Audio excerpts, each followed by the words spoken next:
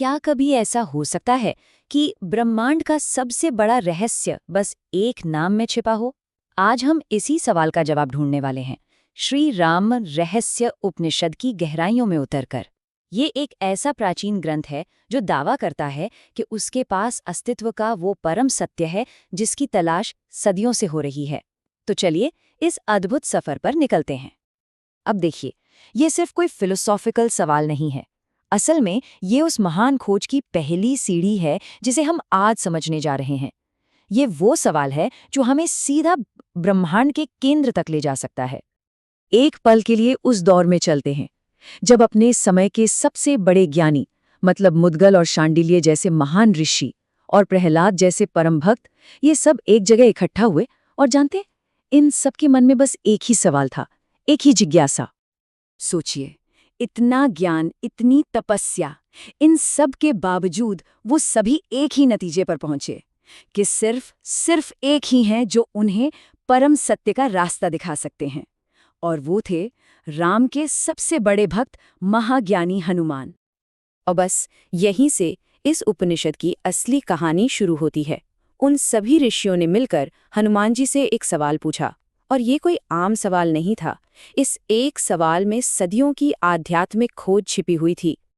सवाल ये था कि भाई, जितने भी ग्रंथ हैं, 18 पुराण, 4 वेद और बाकी सारे शास्त्र, इन सब में वो एक चीज़ क्या है? वो एक फंडामेंटल प्रिंसिपल क्या है जो सब में कॉमन है? वो कौन सा एक धागा है जो इस सारे ज्ञान को एक साथ पिरोता है? और हनुमान जी का जवाब, वो सवाल जितना गहरा था, जवाब उतना ही सीधा और शक्तिशाली था। और यही इस उपनिषद का पहला और सबसे बड़ा रेवलेशन है। एक ऐसा जवाब जो आगे की पूरी बातचीत की नींव रखता है। बिना किसी लाग लपेट के, बिना किसी दुविधा के, हनुमान जी ने सीधे सीधे कहा, जैसा कि अध्याय 1 श्लोक 6 में लिखा है, कि इन सभी पवित्र ग्रंथों का सार सिर्फ एक है, और वो है राम। राम ही परम सत्य है, पर ब्रह्म है। अच्छा, यहाँ एक शब्द आया है, तारक ब्रह्म।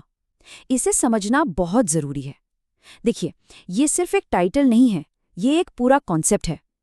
तारक का मतलब होता है तारने वाला या पार कराने वाला।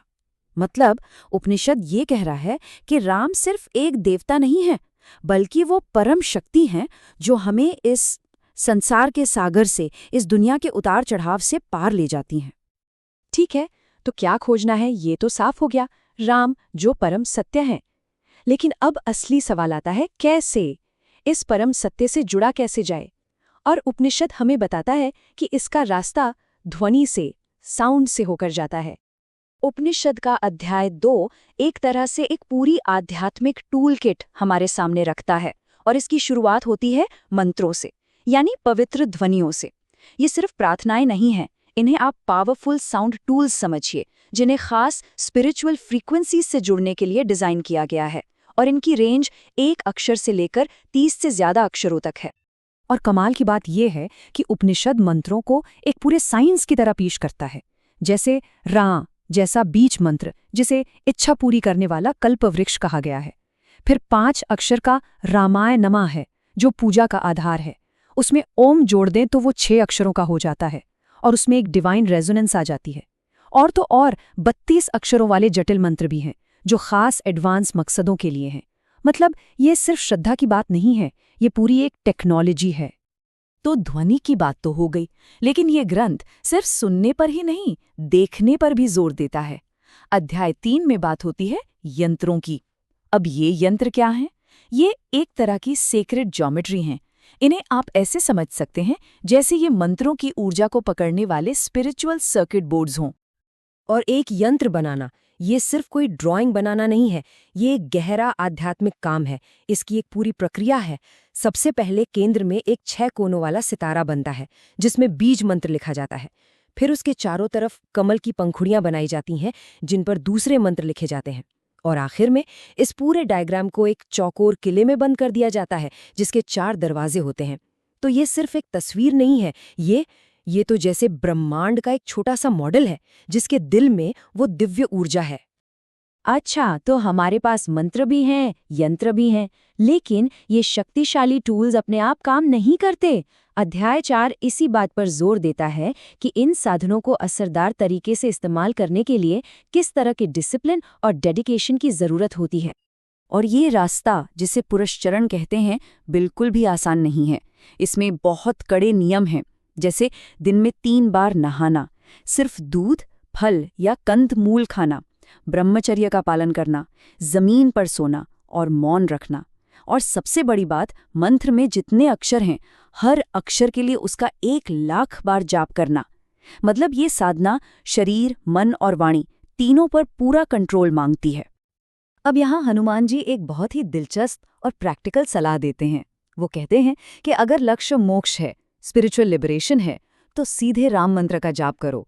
लेकिन अगर कोई दुनियावी जरूरत है, कोई सुरक्षा चाहिए, तो मुझे याद करो, मैं राम का विनम्र सेवक, वो काम कर दूंगा। कितना साफ साफ बंटवारा है। चलिए, अब हम पहुंचते हैं इस उपनिषद के क्लाइमैक्स पर, इसके सबसे बड़े रहस्य पर। आखिर इस राम नाम का असली मतलब क्या है? यहीं आकर ये ग्रंथ अपने रहस्य नाम को सही साबित करता है। इतने सारे मंत्र, इतने यंत्र, इतनी कठोर साधना, इन सब के बाद आखिर वो परम रहस्य क्या है? वो रहस्य क्या है जिसके लिए ये सारा तामझाम है? और जवाब छिपा है राम नाम के बस 2 अक्षरों में।